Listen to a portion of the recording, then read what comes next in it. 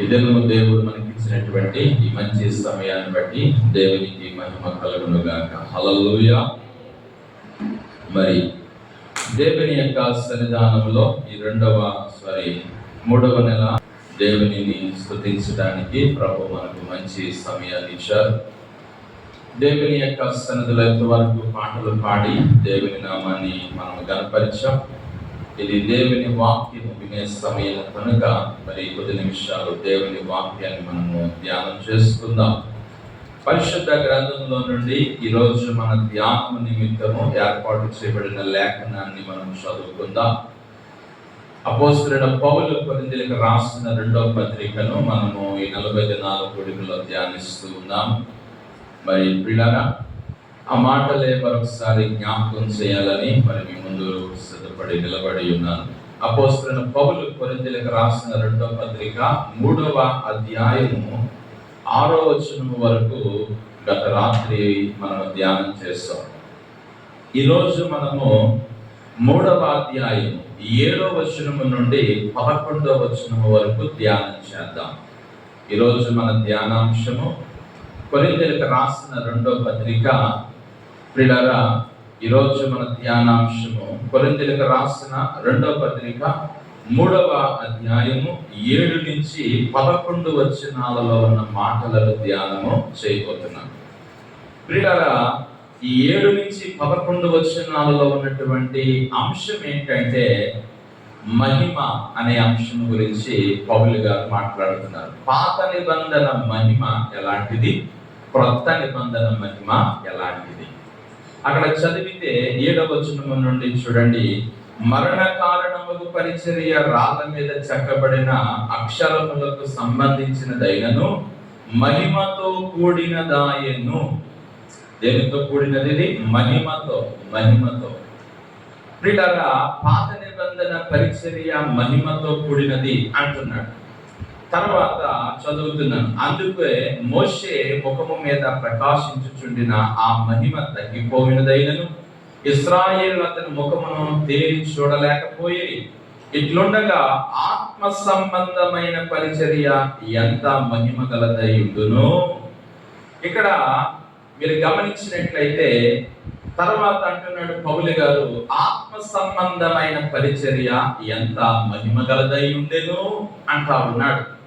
అంటూ దేవుని యొక్క బిడ్డలారా, శిక్షావిధికి కారణమైన పరిచర్య ఏ మహిమ కలిగినదైతే నీతికి కారణమైన పరిచర్య ఎంతో అధికమైన మహిమ గలదగును.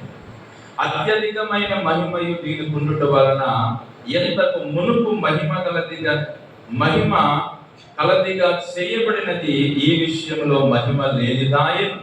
తగ్గిపోయినదే మహిమ గలదై ఉండిన ఎడల నిలుచున్నది మరి ఎక్కువ మహిమ గలదై ఉండెను కదా. హల్లెలూయా. ఈ 7 నుంచి 11 వచనాలు చదివితే మనకు ఎక్కువ కనబడిన మాట ఏమాట? మహిమ అనే మాట కనబడింది. గ్లోరీ ఏమండి? మహిమ. దేవుని బిడ్డలారా, ఈ యొక్క 7 నుంచి 11 వచనాలలో పౌలు గారు 2 సంగతుల గురించి చెప్తున్నారు. ఏంటా 2 సంగతులు అంటే, ఒకటి పాత నిబంధన పరిచర్య ఎలాంటిది, పాత నిబంధన మహిమ ఎలాంటిది. 2 క్రొత్త నిబంధన పరిచర్య ఎలాంటిది, క్రొత్త నిబంధన మహిమ ఎలాంటిది. ఇది పౌలు గారు ఇక్కడ చెప్పే విషయం. ఇప్పుడు మరి గత రాత్రి మనం నేర్చుకున్నాం, పౌలు గారి బృందాన్ని దేవుడు దేనికి పరిచారకులుగా నియమించాడంటే క్రొత్త నిబంధనకు పరిచారకులుగా దేవుడు వారిని పెట్టాడు. హల్లెలూయా. పాత నిబంధన అంతా ధర్మశాస్త్రము అనేది బోధిస్తుంది. క్రొత్త నిబంధన అంతా కూడా దేవుని కృప కనికరము ఎలాంటిదో బోధిస్తుంది. పాత నిబంధన ధర్మశాస్త్రాన్ని పాటించాలి, పాటించకపోతే నీకు శిక్ష, పాటించకపోతే నీకు మరణం అని పాత నిబంధన బోధిస్తుంది. క్రొత్త నిబంధన అయితే ఆయన కృప కనికరములు నిన్ను క్షమిస్తున్నాయి అని బోధిస్తుంది. హల్లెలూయా. అది పాత నిబంధన పరిచర్యకు క్రొత్త నిబంధన పరిచర్యకు ఉన్న వ్యత్యాసం. ఏమండి ప్రియులారా, ఇంకా అంటాడు, పాత నిబంధన పరిచర్య ఏది చెయ్యలేకపోయిందో క్రొత్త నిబంధన పరిచర్య చేసింది.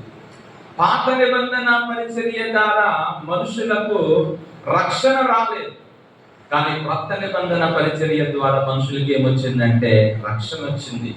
యేసు ప్రభు ద్వారా ధర్మశాస్త్రము మనుషులను ఏం చేయలేకపోయిందంటే రక్షించలేకపోయింది, కానీ యేసు ప్రభు మనుషుల్ని ఏం చేశాడంటే రక్షించాడు. అది there is a difference between Old Testament and New Testament. పాత నిబంధనకు క్రొత్త నిబంధనకు ఉన్నటువంటి తేడా అది. చూడండి, నేను వాక్యంలోనికి మిమ్మల్ని తీసుకెళ్ళడానికి ముందు కొన్ని వచనాలు మీ చేత అక్కడ మనం చదివిదాం, గమనిద్దాం.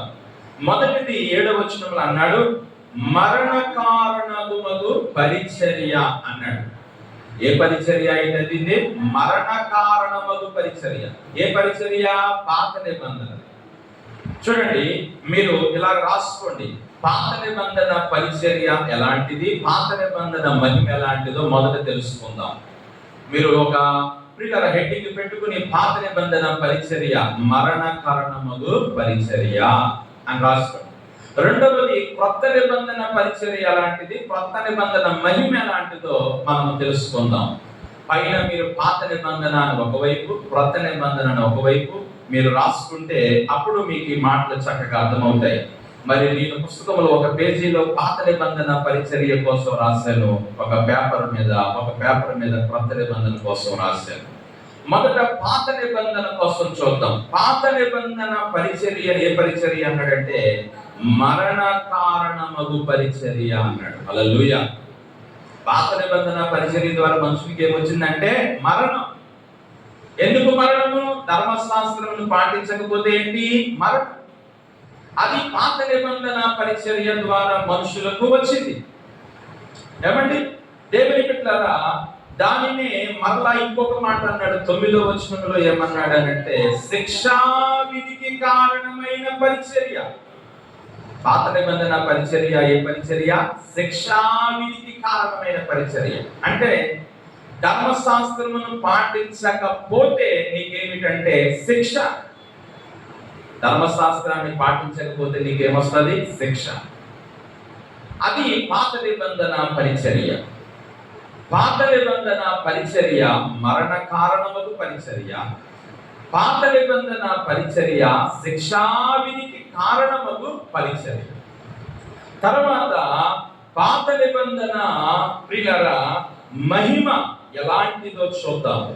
8వ వచనములో అంటాడు, ఏమంటే రాళ్ళ మీద చెక్కబడిన అక్షరములకు సంబంధించినది అయినను మహిమతో కూడినదాయను. హల్లెలూయా. పాత నిబంధన పరిచర్య ఏమంటే రాళ్ళ మీద చెక్కబడినటువంటి అక్షరములు అంటాడు. అంటే రాళ్ళ మీద చెక్కబడిన అక్షరాలు అంటే పదాజ్ఞల గురించి చెప్తున్నాడు ఇక్కడ.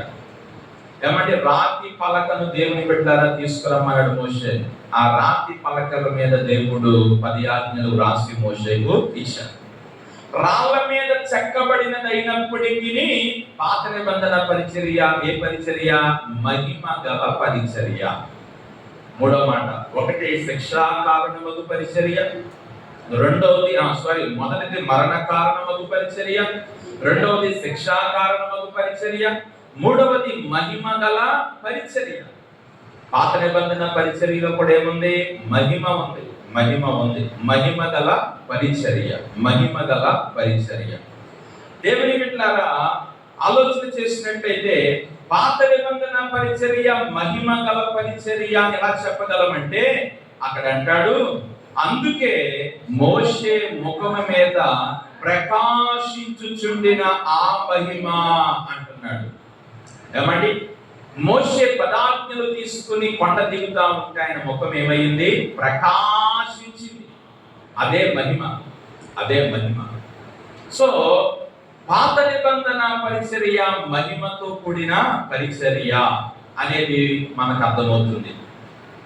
అయితే ఈ మహిమ ఎలాంటిది అని అక్కడ ప్రభు చెప్తున్నాడంటే మోషే ముఖము మీద ప్రకాశించుచుండిన మహిమ తగ్గిపోయినది అయినను అంటున్నాడు. హల్లెలూయా. చూడండి, పాత నిబంధన పరిచర్యలో మహిమ ఉంది, కానీ ఆ మహిమ ఏ మహిమ అంట? తగ్గిపోయే మహిమ. రోజు రోజుకి ఆ మహిమ ఏమైపోయింది? తగ్గిపోయింది. పాత నిబంధన పరిచర్యలో మహిమ ఉంది, కానీ అది నిలిచి లేదు. ఆ మహిమ ఏమైపోయిందంటే తగ్గిపోయింది. మోషే కొండ దిగుతున్నప్పుడు అతని ముఖం చాలా ప్రకాశించింది, కానీ తర్వాత కొన్ని దినాలకు ఆ మహిమ ఏమైపోయిందంటే తగ్గిపోయింది. ఆ మహిమ అలా నిలిచి లేదు అని ఇక్కడ పౌలు గారు ఆయన చెప్తున్నట్లుగా మనం చూస్తా ఉన్నాం. ప్రియులారా, దేవుని బిడ్డలారా, గమనించండి, పాత నిబంధన పరిచర్యలో మహిమ కనబడింది. 4వ మాట, పాత నిబంధన పరిచర్యలో మహిమ బయటికి ఏమైంది? కనబడింది. ఎలా కనబడింది? మోషే ముఖం మీద ప్రకాశమైనటువంటి వెలుగు బయటికి ఏమైందంటే కనబడింది. ఇది పాత నిబంధన పరిచర్య విధానం. ఒకటి, పాత నిబంధన పరిచర్య మరణ కారణముగు పరిచర్య. రెండోది శిక్షావిధికి కారణముగు పరిచర్య. మూడోది మహిమగల పరిచర్య. నాలుగవది కనబడేటువంటి పరిచర్య, కనబడే మహిమ. ఇది పాత నిబంధన గురించి అంటాడు.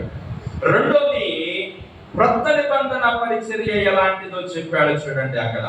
చూడండి దేవుని యొక్క వాక్యంలో మనం చూసినట్లయితే 8వ వచనంలో అంటాడు, మరలా చదవండి.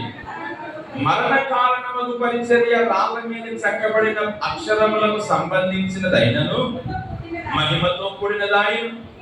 అందుకే మోషే ముఖం మీద ప్రకాశించుచున్న మహిమ తగ్గిపోయినదైనను ఇశ్రాయేలు అతని ముఖము తేరి చూడలేకపోయింది. ఇట్లుండగా ఆత్మ సంబంధమైన పరిచర్య ఎంత మహిమ గలదై ఉండేనో. హల్లెలూయా. చూడండి, రాళ్ళ మీద చెక్కబడిన అక్షరాలకి అంత మహిమ ఉంటే పాత నిబంధనలో, క్రొత్త నిబంధన పరిచర్య ఏ పరిచర్య అంటాడంటే ఆత్మ సంబంధమైన పరిచర్య. అది మీరు తెలుసుకోవాల్సిన పాఠం. ఇప్పుడు క్రొత్త నిబంధన కోసం మనం తెలుసుకుంటున్నాం.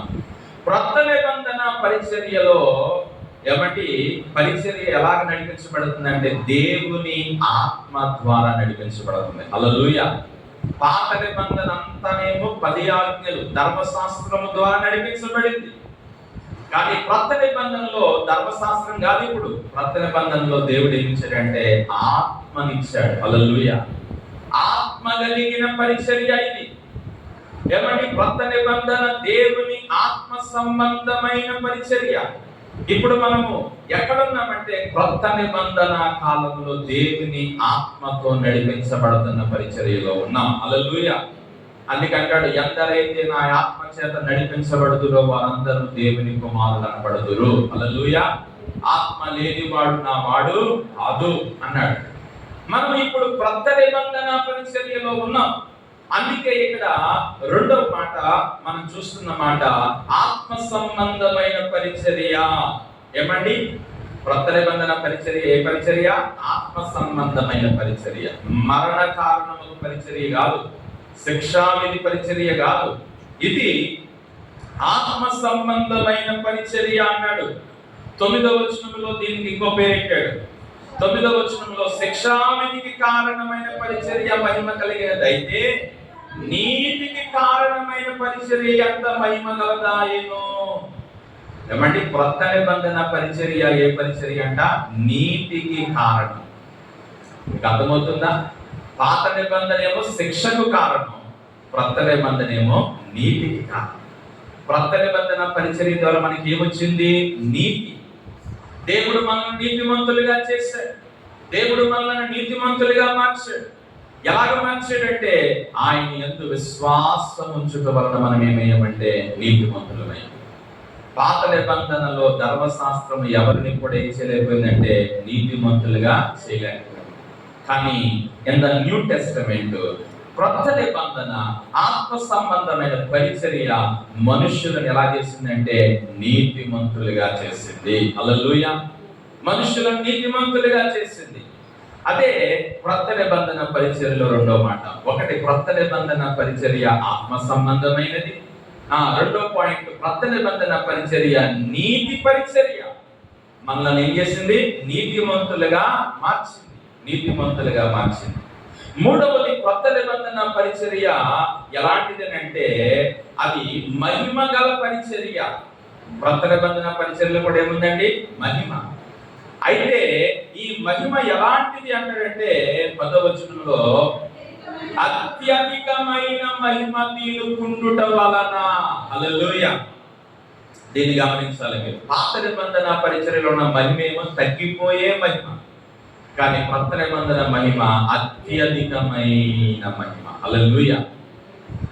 గమనిస్తున్నారా? There is a variation. అక్కడ తేడాన్ని మీరు గమనిస్తున్నారా? పాత నిబంధనకు కొత్త నిబంధనకు ఉన్న తేడాన్ని మనం చూస్తున్నాం. కొంచెం మీరు మనసు పెట్టి మాటలు అర్థం చేసుకోండి. ఏమండి, కొత్త నిబంధన పరిచర్య ఆత్మ సంబంధమైనది. 1:10 చెప్తున్నాను మీకు. కొత్త నిబంధన పరిచర్య నీతికి కారణమైన పరిచర్య. కొత్త నిబంధన పరిచర్య మహిమ కలిగినది, అత్యధికమైన మహిమ కలిగిన పరిచర్య. హల్లెలూయా. ఈ రోజున పౌలు గారు ఆయన అంటున్నాడు, కొత్త నిబంధన పరిచర్య అది అత్యధికమైన మహిమ గల పరిచర్య అంటాడు 10వ వచనంలో. అత్యధికమైన మహిమ తీరుకుండుట వలన ఇంతకు మునుపు మహిమ గలదిగా చేయబడినది ఈ విషయంలో మహిమ లేనిదాయను, తగ్గిపోయినదే మహిమ గలది అయినబడినది ఎడలా నిలుచున్నది మరి ఎక్కువైన మహిమ కలిగినది. హల్లెలూయా. కొత్త నిబంధన మహిమ అత్యధికమైన మహిమ ఒకటే కాదు, ఈ మహిమ ఏ మహిమ అంటే నిలిచే మహిమ. హల్లెలూయా. కొత్త నిబంధన మహిమ తగ్గిపోయే మహిమ.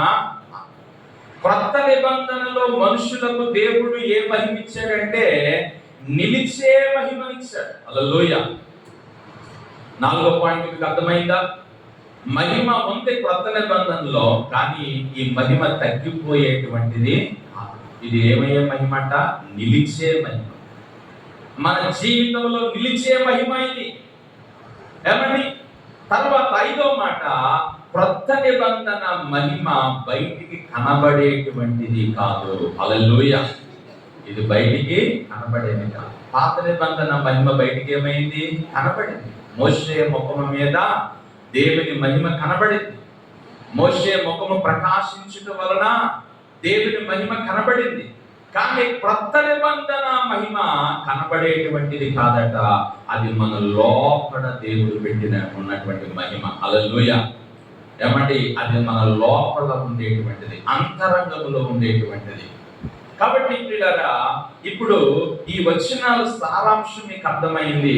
ఏంటి సారాంశం అంటే పాత నిబంధన పరిచర్య ఎలాంటిది, పాత నిబంధన మహిమ ఎలాంటిది, కొత్త నిబంధన పరిచర్య ఎలాంటిది, కొత్త నిబంధన మహిమ ఎలాంటిది అనేది మనకు అర్థమైంది కొంచెం ప్రియులారా. అయితే ఈ రోజు నేను చెప్పదలిచిన వాక్యం ఏంటంటే, ఇప్పుడు మనం ఈ యొక్క కొత్త నిబంధన మహిమతో మనం నింపబడాలని దేవుని ఆశ. హల్లెలూయా. సంఘము ఇప్పుడు ఏ మహిమతో నింపబడాలి? పాత నిబంధన మహిమ, కొత్త నిబంధన మహిమ? కొత్త నిబంధన మహిమతో మనం నింపబడాలి. హల్లెలూయా. ఆ మహిమతో మనం నింపబడాలంటే మన జీవితాలు ఎలా ఉండాలో నేను కొన్ని విషయాలు చెప్పి వాక్యాన్ని ముగిస్తాను. ఈ కొత్త నిబంధన మహిమతో నీ జీవితం నింపబడాలంటే మన జీవితాలు ఎలా ఉండాలి? సంఘమును దేవుడు ఎలాగ మార్చాలనుకుంటున్నాడు, సంఘాన్ని దేవుడు ఎలాగ ఉంచాలనుకుంటున్నాడంటే తన మహిమ గల సంఘముగా చేయాలనుకుంటున్నాడు. హల్లెలూయా. చూడండి, ఎఫెసీయులకు రాసిన పత్రికలో కొన్ని వచనాలు చదివి పాయింట్కి వెళ్దాం. ఎఫెసీయులకు రాసిన పత్రిక 5వ అధ్యాయము 27వ వచనం చదువుదాం ప్రియులారా. 5:27. అటువలనే క్రీస్తు కూడా సంఘమును ప్రేమించి అది కలంకమైనను ముడత అయినను అట్టిది మరి ఏదైనను లేకుండా పరిశుద్ధమైనదిగాను నిర్దోషమైనదిగాను మహిమ గల సంఘముగాను. హల్లెలూయా. సంఘములో ఇప్పుడు ఏముండాలి? మహిమ. ఏమండి, ఇప్పుడు మనం చదివిన మహిమ అనే మాట చదివే కానీ ఈరోజు మనము దేవుని మహిమతో నింపబడిన వారిగా ఉండాలి. హల్లెలూయా. దేవుడంట ఆయన సంఘమును మహిమ గల దానిగా మార్చాలనుకుంటున్నాడు. హల్లెలూయా. ఏమండి, ఈ రోజున మనలో కొత్త నిబంధన మహిమ నిలబడాలని దేవుడు కోరుతా ఉన్నాడు. హల్లెలూయా. ప్రభువా, నాలో నీ మహిమ నిండి ఉండాలి దేవా, నాలో నీ మహిమను నింపు దేవా, నాలో నీ మహిమ కనబడాలి, నాలో నీ మహిమను నేను కలిగి జీవించాలి ప్రభువా అని మనము ప్రార్థన చేయవలసిన అవసరత ఎంతైనా ఉన్నది. పిల్లగా సంఘమును దేవుడు మహిమ గల సంఘముగా చేయాలని దేవుడు ఆశపడుతున్నాడు. హల్లెలూయా. ఈ రోజున సంఘం అంటే ఇద్దరు ముగ్గురు కలిసి కూడుకుని ఆరాధన చేయడమే సంఘం అంటే. సంఘం అంటే పాటలు పాడడం, సంఘం అంటే ఆరాధన చేయడం, సంఘం అంటే వాక్యం ధ్యానించడం, సంఘం అంటే కానుకలు ఇవ్వడం, సంఘం అంటే చాలా రకాలైనటువంటి ఆలోచనలు మనకు ఉన్నాయి. అయితే అవన్నీ వాస్తవమే, కానీ అన్నిటికంటే మించి సంఘం దేవునికి ఎలా ఉండాలంటే మహిమతో నిండిన సంఘముగా ఉండాలి. హల్లెలూయా. ఉందా ఈనాడు సంఘములో మహిమ? ఈనాడు ఉందా సంఘములో మహిమ? ప్రియమైన దేవుని బిడ్డలారా, మనలో మహిమ ఉండాలంటే మనం ఏం చేయాలో ఈరోజు మన పాఠం. మనలో మహిమ ఉండాలంటే ఏం చేయాలో ఈరోజు మనం నేర్చుకునే పాఠం ద్వారా మనం తెలుసుకుంటాం. తర్వాత ఇంకొక మాట కూడా చదివి మనం ముందుకు వెళ్దాము.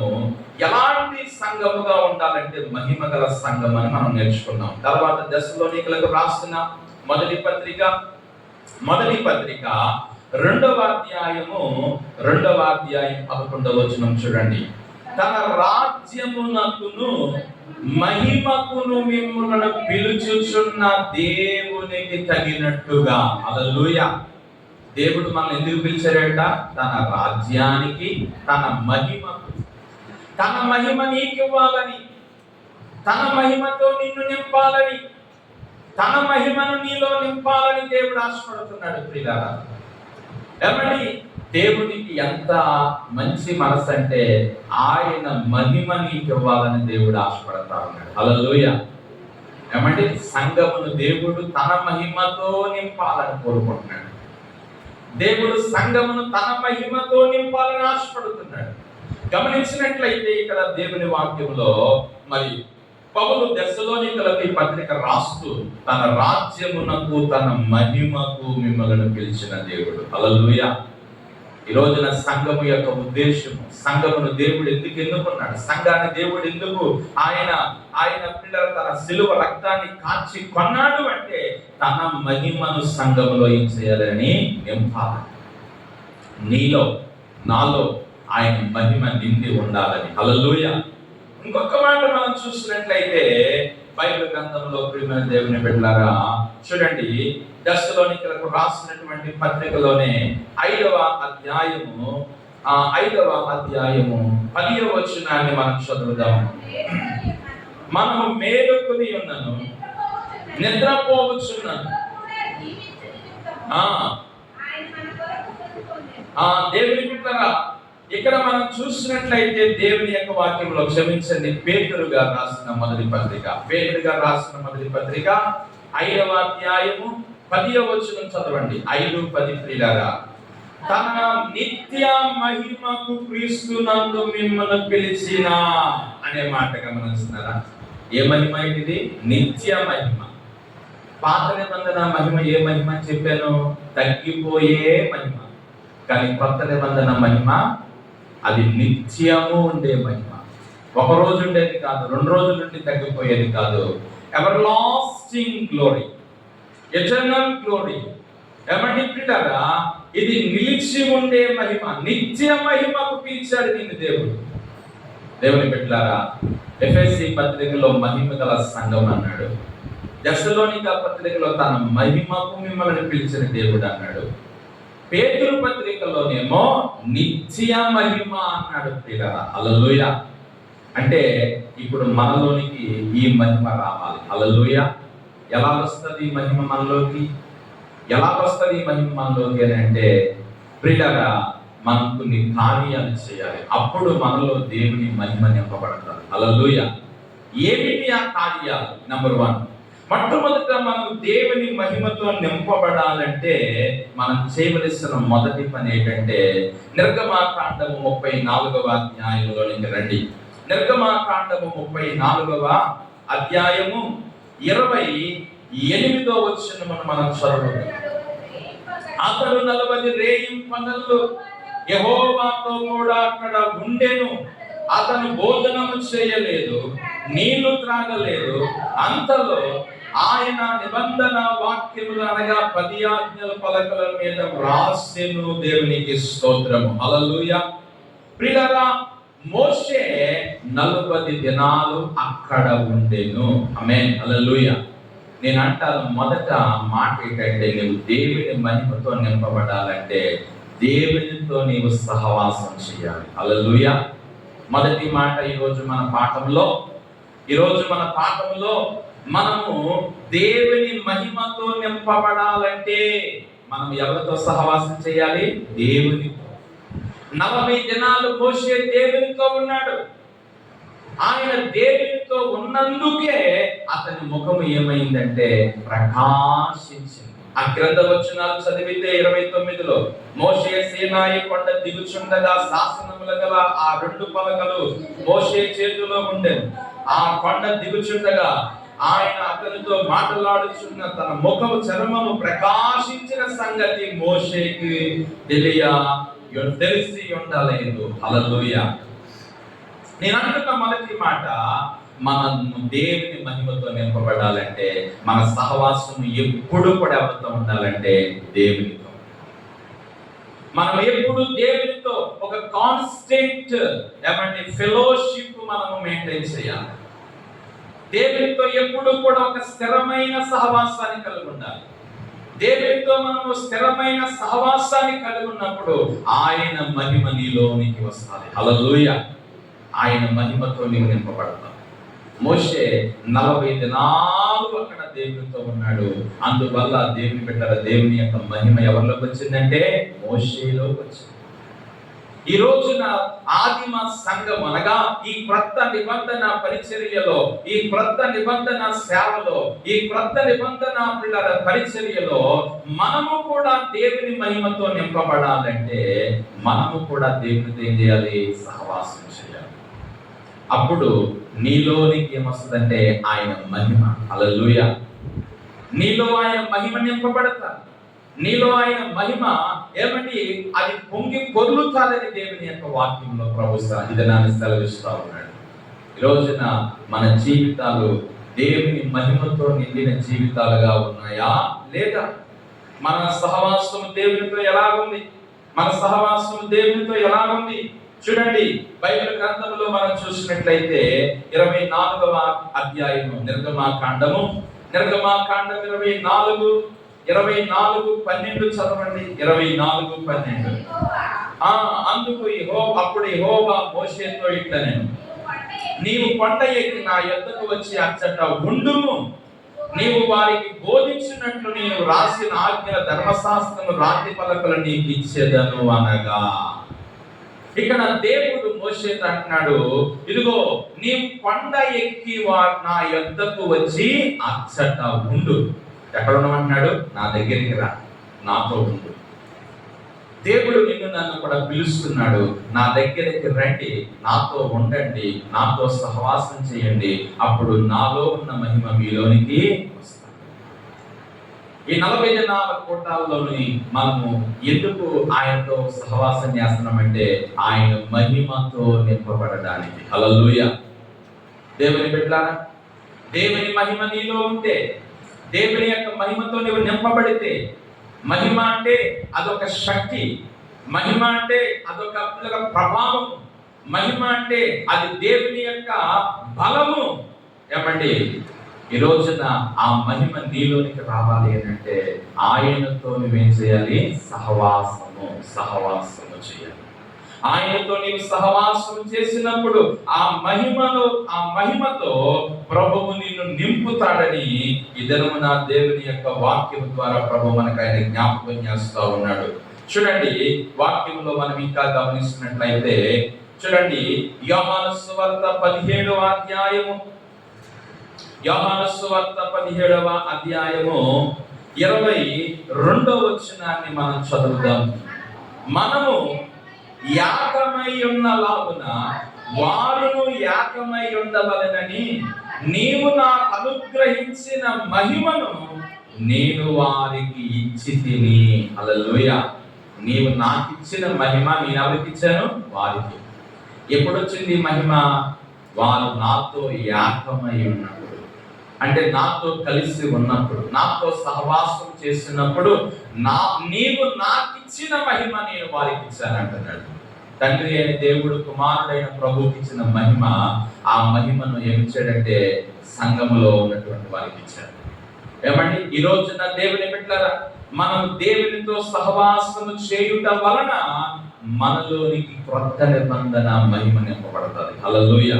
కాబట్టి దేవునితో సహవాసాన్ని పోగొట్టుకోకండి. అందుకే అంటాడు, కొందరు మానుకునుచున్నట్లుగా సమాజముగా కూడుట మానదు. ఎంతమంది మానేస్తున్నారో దేవుని సన్నిధి. ఏమంటే 40 దినాలు ఎంతమంది పోగొట్టేసుకుంటున్నారు? ఆదివారం ఆరాధన ఎంతమంది మానేస్తున్నారు?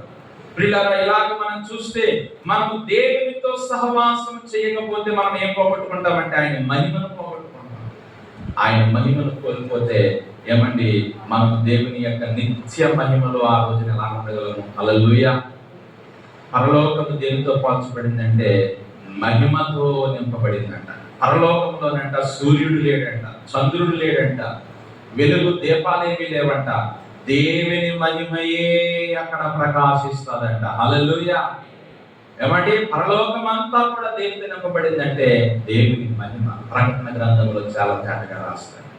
ఈ రోజున మొదటిగా నీవు దేవునితో సహవాసం చేసే వ్యక్తివైతే నీలోనికి ఏమొస్తుందంటే దేవుని మహిమ వస్తుంది. హల్లెలూయా.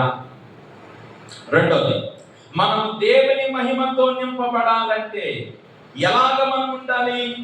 దేవుని మహిమతో మనం నింపబడాలంటే నిర్గమాకాండము 34:29 ఇందాక చదివాం కదా, మరలా చదవండి. నిర్గమాకాండం 34:29.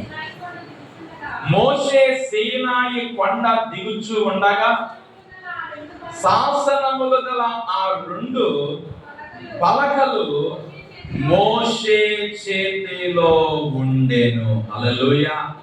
మోషే చేతిలో ఏమున్నాయండి? శాసనములు గల 2 రాతి పలకలు.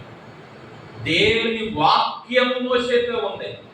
అందుకే మోషే ముఖం ఏమైందంటే ప్రకాశించింది. రెండో మాట మనతో దేవుని వాక్యం ఉంటే మనం ఏమవుతామంటే మహిమతో నింపబడతాం. మనము దేవుని వాక్యము చేత నింపబడితే, ఎందుకంటే దేవుని వాక్యము శక్తి కలిగినది, దేవుని వాక్యము ప్రభావము కలిగినది, దేవుని వాక్యము మహిమ కలిగినటువంటిది. అందుకని మోషే చేతిలో దేవుని ఆజ్ఞలు రాతి పలకలు ఉన్నట్లుగా మన జీవితంలో ఏముండాలంటే దేవుని వాక్యం ఉండాలి. వాక్యాన్ని పేపర్ మీద రాసుకోవడమే కాదు, వాక్యాన్ని బైబిల్లో ఉన్న వాక్యాన్ని చదవడమే కాదు, అది ఆ వాక్యం ఎక్కడ ఉండాలి? మన హృదయంలో ఉండాలి. ఆ వాక్యం మన హృదయంలో ఉంటే అప్పుడు మనలో ఏమున్నట్టంటే మహిమ ఉన్నట్టు. హల్లెలూయా. మహిమ ఉన్నట్టు. దేవుని వాక్యం నీలో ఉంటుందా? దేవుని వాక్యం నీలో ఉంటే, నీతో ఉంటే నీవు దేవుని మహిమతో నింపబడిన వ్యక్తిగా ఉంటావు. ఈరోజు చాలా మందిలో దేవుని వాక్యం ఉండట్లేదు.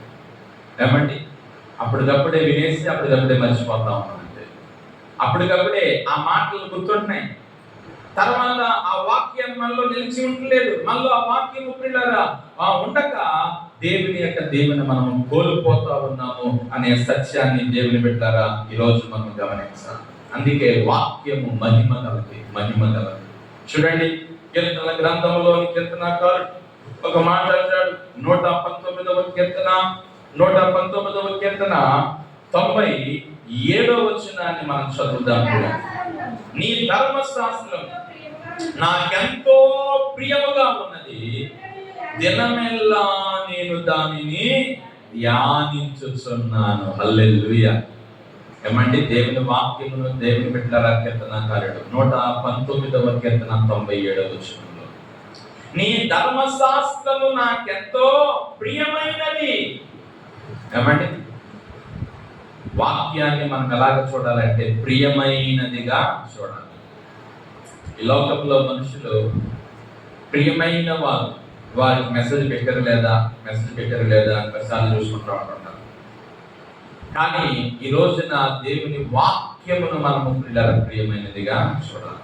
ఆ వాక్యాన్ని 1-10 సార్లు చదవాలి. ఆ వాక్యాన్ని 1-10 సార్లు మనం దాన్ని ధ్యానించాలి. వాక్యమును నీవు ప్రియముగా ఎంచాలి. అప్పుడు ఆ వాక్యమును బట్టి నీలోనికి ఏమొస్తుందంటే దేవుని మహిమ, దేవుని మహిమ, దేవుని మహిమతో నీవు నింపబడతావు. ఏమండి? వ్యర్థమైన మాటలు, పనికిరాని మాటలు, తుచ్చమైన మాటలు నీలో నుండి పోవాలి. నీలో దేవుని వాక్యము నిండాలి. హల్లెలూయా. నీలో దేవుని వాక్యము నింపబడాలి. నీలో దేవుని వాక్యము నింపబడితే నీలోనికి ఏమొస్తుందంటే దేవుని మహిమ, దేవుని మహిమ. మోషే చేతిలో రాతి పలకలతో 10 ఆజ్ఞలు ఎప్పుడైతే పట్టుకున్నాడో అతని ముఖం ఏమైందంటే ప్రకాశించింది. ఏమండి? దేవుని బిడ్డలారా, గమనించారా? మరి పౌలు గారు ఆయన కొరింథీ పత్రికలో చెబుతున్నట్లుగా పౌలు గారు కూడా మాకు ఇచ్చిన ఈ పరిచర్య మహిమగల పరిచర్య అన్నాడు. ఎందుకన్నాడంటే పౌలు గారితో పాటు ఏముందంటే దేవుని వాక్యం ఉంది. హల్లెలూయా. పౌలు గారు ఎక్కడికి వెళ్ళినా సువార్త చెప్తున్నాడు. పౌలు గారు ఎక్కడికి వెళ్ళినా దేవుని వాక్యం బోధిస్తున్నాడు. పౌలు గారు ఎక్కడికి వెళ్ళినా దేవుని వాక్యాన్ని ప్రకటిస్తున్నాడు. అందుకే మాకు అప్పగించిన పరిచర్య ఏ పరిచర్య అన్నాడంటే మహిమగల పరిచర్య. హల్లెలూయా. మహిమగల పరిచర్య. ఈ రోజున వాక్యము నీలో ఉంటే నీలో ఏముంటదంటే మహిమ, మహిమ, దేవుని మహిమ నీలో ఉంటది, నీలో ఉంటది. ప్రియులారా, గమనించండి. 1 దేవునితో సహవాసమును బట్టి, 2 వాక్యమును బట్టి. 3వ మాట చూద్దాం పరిశుద్ధ లేఖనంలో. 3వ మాట లూకాసు సువార్త 9వ అధ్యాయంలోనికి రండి. దేవుని మహిమ మనలోనికి రావాలంటే ఏం చేయాలి? లూకాసు సువార్త 9వ అధ్యాయము, లూకాసు సువార్త 9వ అధ్యాయము 21 నుండి మనం చదువుదాం. ఆయన ఎవరితోని చెప్పవద్దని కఠినంగా ఆజ్ఞాపించి బహు శ్రమలు పొంది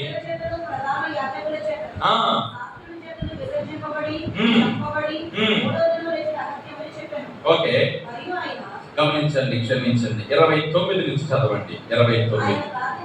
ఆయన ప్రార్థించుచుండగా ఆయన ముఖ రూపము మారెను, ఆయన వస్త్రములు తెల్లనిదై దగదగా మెరిసెను. హల్లెలూయా. ఎప్పుడు జరిగింది ఈ పని? ప్రార్థించుచుండగా. కదా, ఈరోజు నేను కళ్ళజోడు తెచ్చుకోలేదు. మీరు తప్పు చెప్పాను. 40 రోజుల్లో మనం 2 రోజుల క్రితం ఒకసారి కళ్ళజోడు తెచ్చుకోలేదు. ఇక్కడ ఫోటోని నోట్స్ తీసుకుని జూమ్ చేసుకుని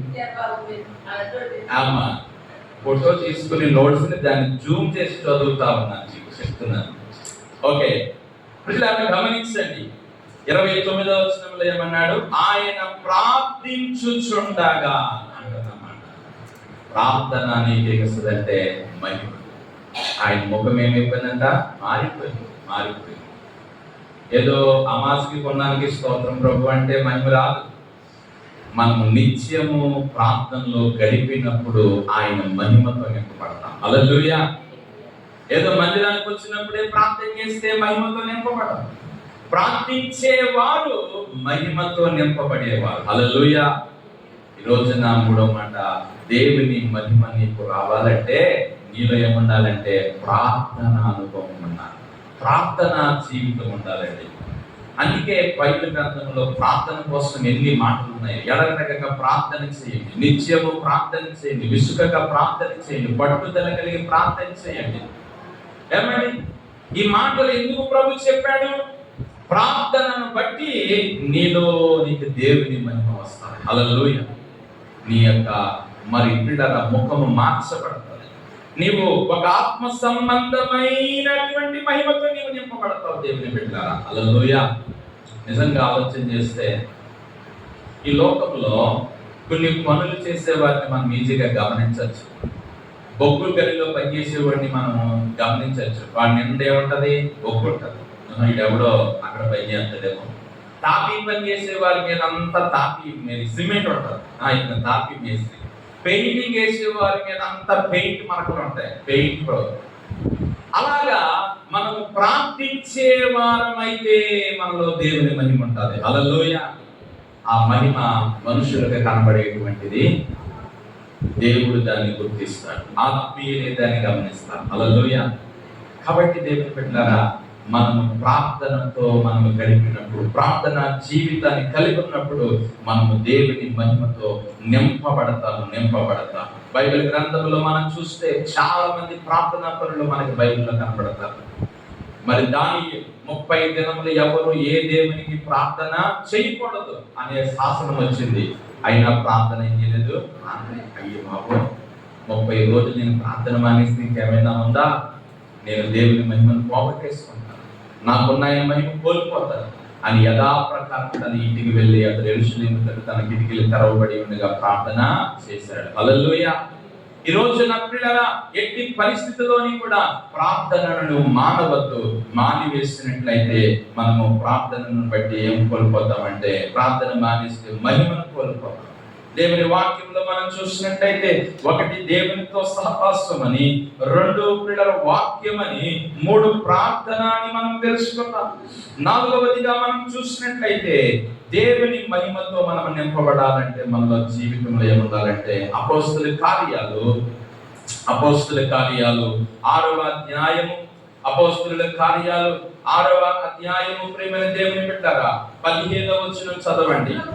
సభలో కూర్చున్న వారందరూ అతని వైపు తేరి చూడగా అతని ముఖము దేవదూత ముఖము వలె వారికి కనపడెను. హల్లెలూయా. ఎవరైనా స్టెఫెను ముఖము దేవదూత ముఖం వలె కనపడింది.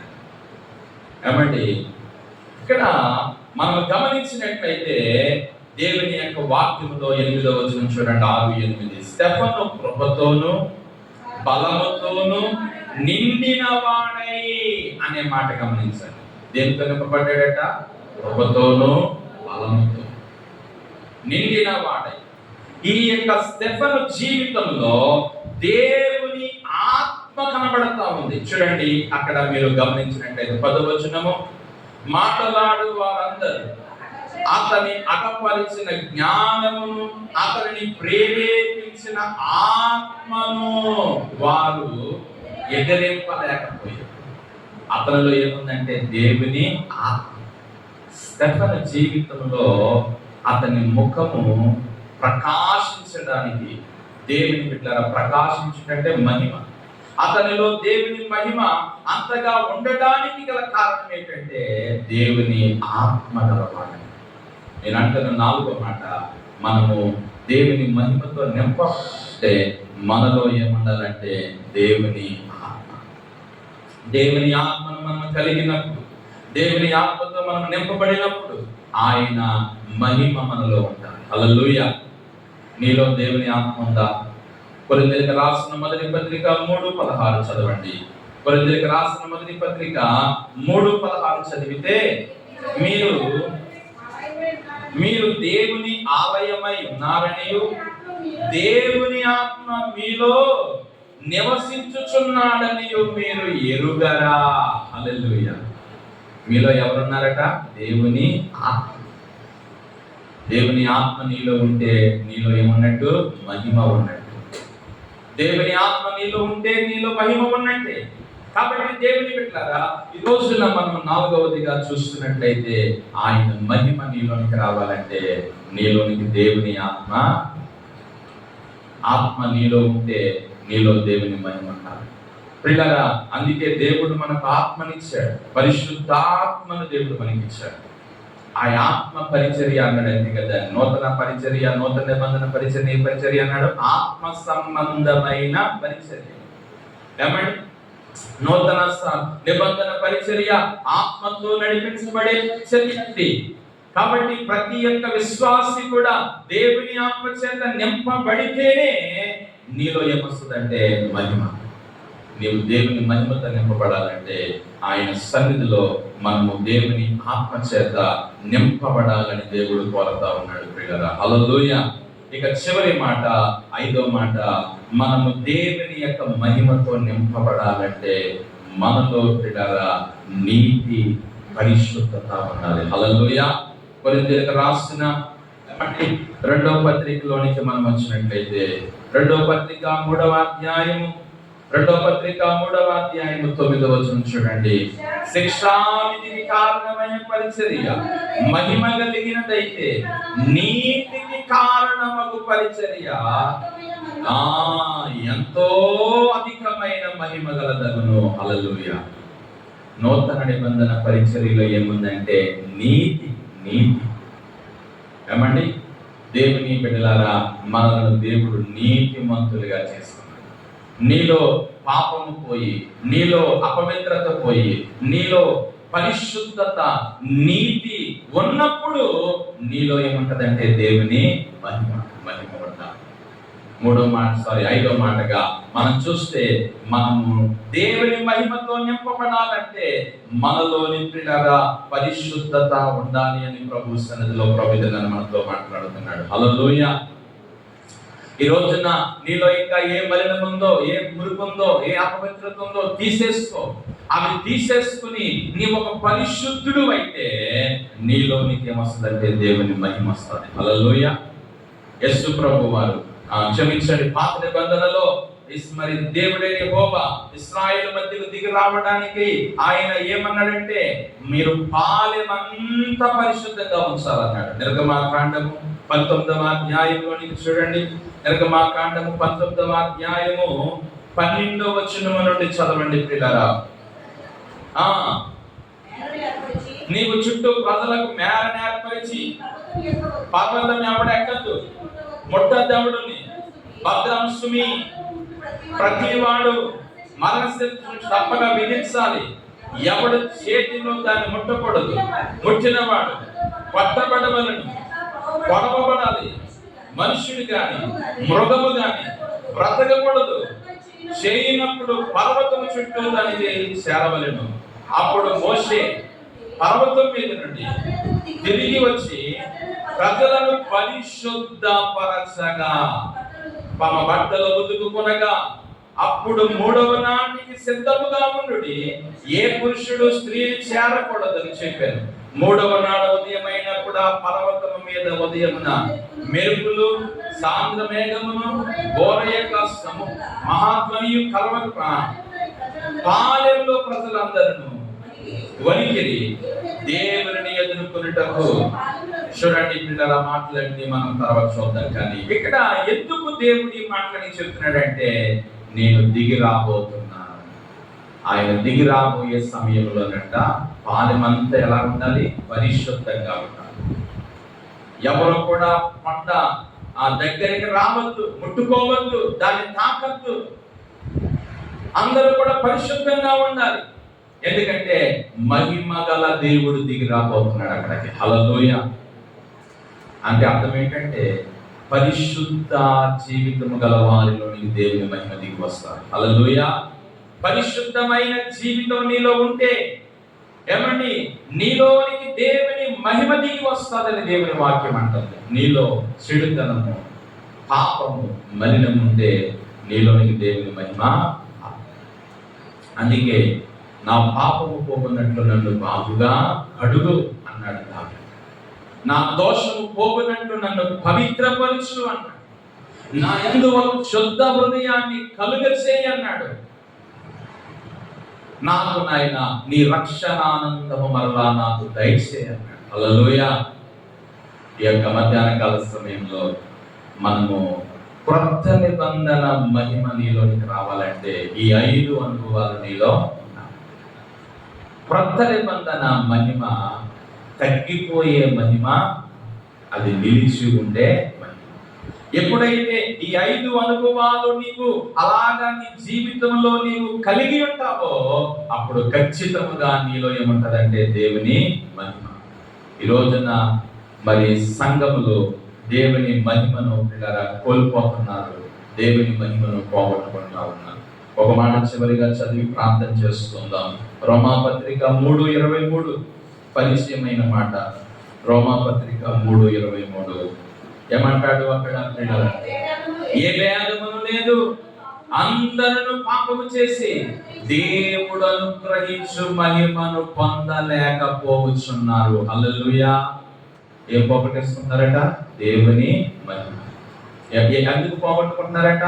పాపమును చేసి. ఏమంటే పాపమును చేసి, ఏ భేదము లేదు, అందరూ పాపము చేసి దేవుడు అనుగ్రహించి మహిమను పొందలేకపోతున్నారు. ఈ రోజున పరిశుద్ధమైన జీవితం నీలో లేకపోతే నువ్వేం పోగొట్టుకుంటావంటే దేవుని మహిమను పోగొట్టుకుంటావు. కాబట్టి ప్రియులారా, ఈ రోజు మనం నేర్చుకున్న మాటలు మన మనసులో పెట్టుకుని ప్రార్థన చేసుకుందాం. దేవా, నన్ను నీ మహిమతో నింపండి అని అడుగుదాం. దేవుడిని ప్రార్థన చేద్దాం. తలలు వంచండి, కళ్ళు మూసుకోండి, ప్రార్థన చేసుకుందాం. అందరము కూడా ఒక్క మాట దేవుడిని అడగండి. ప్రభువా, పాత నిబంధన పరిచర్య ఎలాంటిదో, పాత నిబంధన మహిమ ఎలాంటిదో